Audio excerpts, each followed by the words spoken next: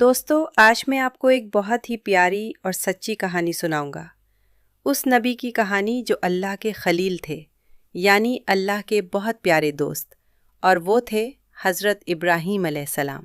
دوستو حضرت ابراہیم علیہ السلام چھوٹی عمر سے ہی سچائی کی تلاش میں تھے۔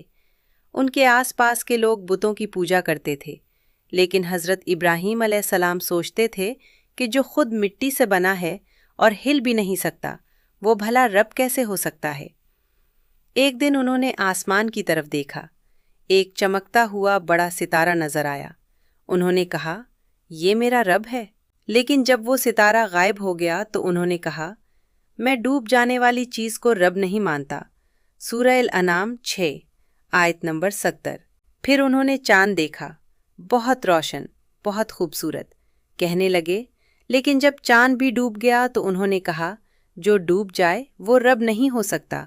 سورہ الانعام آیت نمبر 87۔ پھر انہوں نے سورج دیکھا، بہت بڑا، بہت روشن۔ انہوں نے کہا، یہ میرا رب ہے، یہ تو سب سے بڑا ہے۔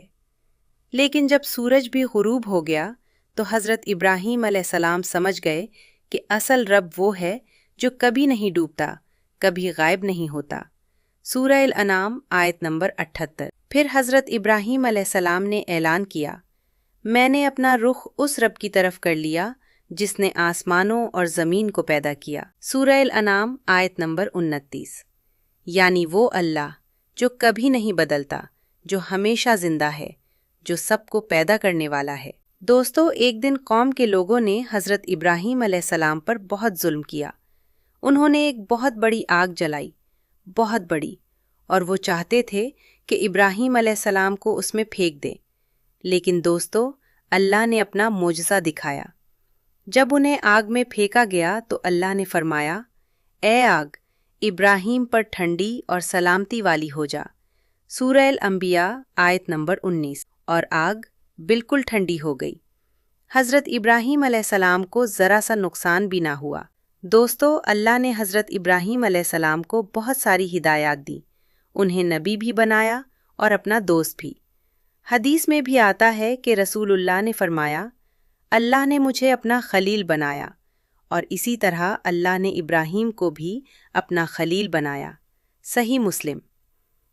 دوستو حضرت ابراہیم علیہ السلام ہمیں سکھاتے ہیں کہ سچائی کی تلاش کرو، ہر چیز پر غور کرو، کسی کو رب نہ سمجھو سوائے اللہ کے۔ اللہ پر یقین رکھو، وہ ہمیشہ ساتھ ہے۔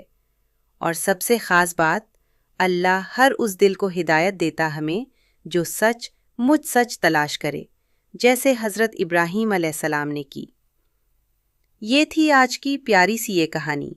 اگر آپ کو پسند آئی تو اگلی ویڈیو میں انشاءاللہ میں حضرت اسماعیل علیہ السلام کا واقعہ بھی سناؤں گا۔ اللہ ہمیں سچائی پر چلنے کی توفیق دے، آمین۔